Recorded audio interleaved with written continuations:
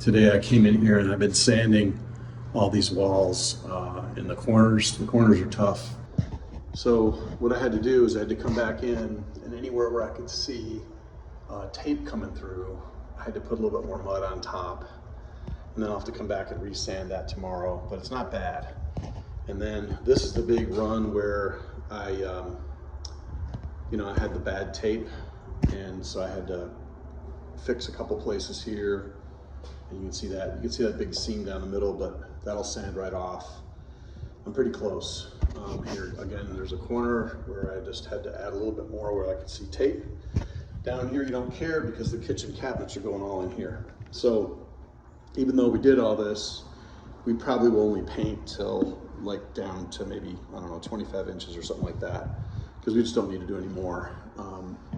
This is our mistake that we did up here, and so I put the mesh tape on there.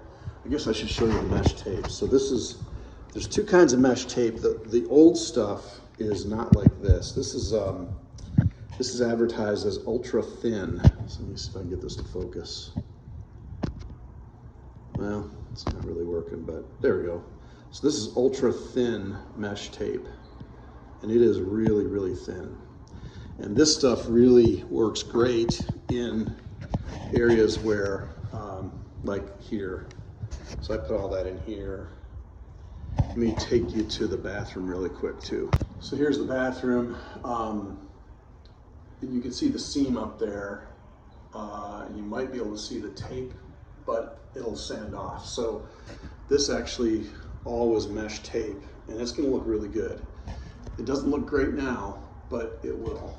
I also sanded all the way up in there, all the way around. I gotta do that corner still, but in that corner. But there's tape showing, so I gotta put more mud in there, but I'm running out of mud. Here's kind of a look at the second bedroom. Patrick has finished all the cutting here in this room. It looks really good. All we have to do is paint the trim and paint the doors gloss white, and we're good. You can see he did a great job. And here's the small bedroom. This one had really bad graffiti, if you remember. And there's really no graffiti showing at all, and it's all cut. This looks tremendous in here. And again, we just have to sand the door a little bit and then paint that. Cutting on your knees is no fun. That's what Patrick's doing. It's grunt work. They want to hear you grunt, Patrick. No. But anyway, he's gonna finish cutting all this. He's already done the ceiling. Looks great. Okay, I'm pretty sure I have enough of the mesh tape and the mud. I think I have enough mud to do this. So I have to sand this, all these imperfections, and then there's no tape here. So I got to put that mesh tape in here just so it'll work out, and then same thing over here. So I think I'll be okay with what I've got, but I may run out of mud. Just I'm running low. This is day 3 of this most recent video. I wanted to kind of catch you guys up on cost. Like what's my outlay? And so I've got my little notes here in my wallet.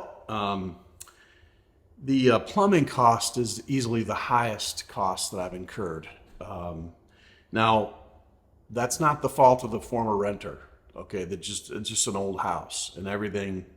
It was a perfect storm of like the heat not being on, and it got really cold below 0, and then that popped a lot of the welds. Now, I guess if the heat was on, maybe it wouldn't have leaked, but the plumbing was old and not in good condition. It needed to be changed. But anyway, I've spent $2,757 so far on just plumbing. Now, about 1,000 of that was wasted because I didn't know that I needed to replumb the place. So 1,700 of that is the actual cost of putting PEX in throughout the whole house, which is a great deal. And I've got some really good guys that work with me because I call them regularly on all these different houses that we own. I get a pretty good deal and they respond quickly. So, but I've also been good to him because he works full time and he comes in at night after 5 and works from like 5 to 9 and then goes home. So it works out. So plumbing, $2,757. HVAC. So I had a couple different service calls. One I'm still waiting for a bill on, but I don't think it'll be a lot because he wasn't here very long. But the first one was $549. That kind of hurt, but It was actually a part that was needed. And and again, that's, the system was pretty neglected by me for a really long time. But the most of the cost, the HVAC cost so far has been $2,255. Now, I had two choices. The ductwork underneath the house was in really, really bad condition.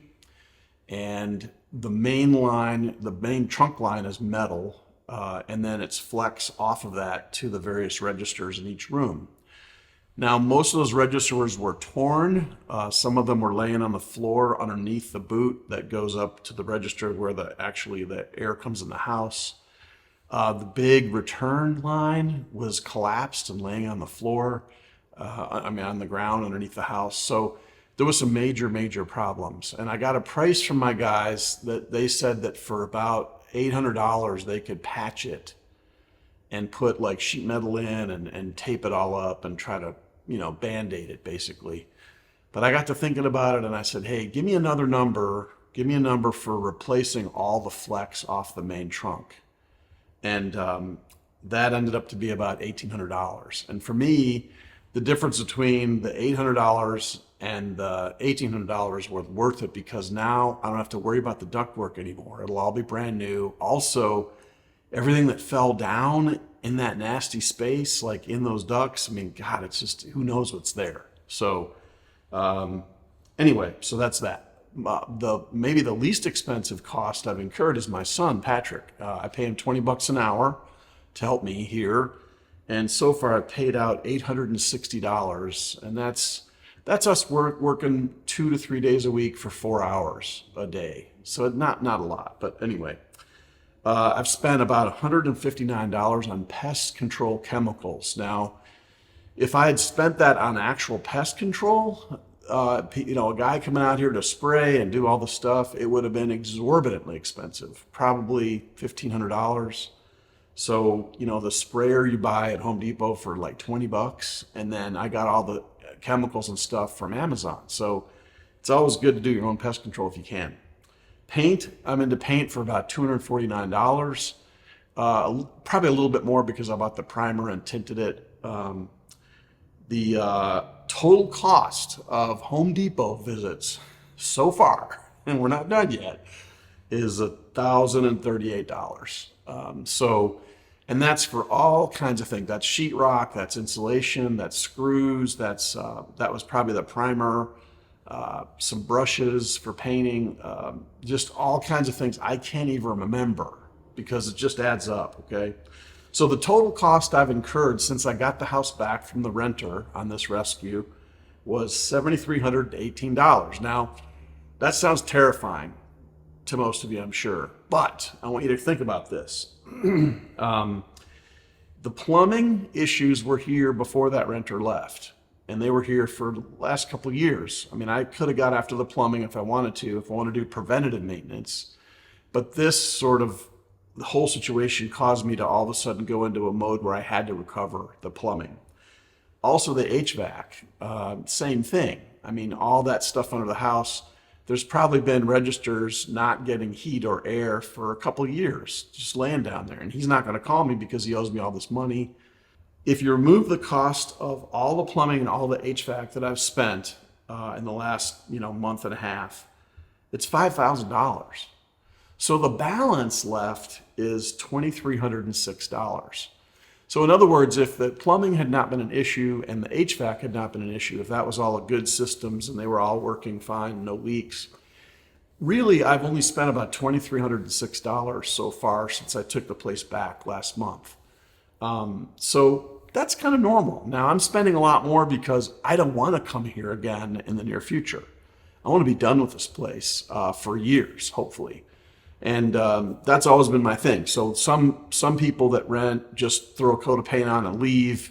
They only fix what's broken. I like to think I go a little further than that, and I try to really hand over a place to a family that is really nice, someplace I would live in myself. And I want to have confidence in every part of the house that's there. So that's just me. You know, people, you do you do, I do me, and all that stuff. But anyway, that's the financials. I wanted to catch you up on that. And gosh, that took a long time. Sorry about that. But anyway, so today my goal, it's I got here a little late today. It's 9:30 in the morning. Just did this stuff. I pulled in all the supplies. Today, I am hoping it should be the last day that I have to deal with sanding and mud. So my goal, I'm hoping to only do mud in one small area because I ran out of mud yesterday. And when I say mud, I'm talking about sheetrock, what's called joint compound. Okay, so if you go to Home Depot and you look for mud, you're not going to find it. But anyway, so I'm hoping to just do sanding in here for one last time.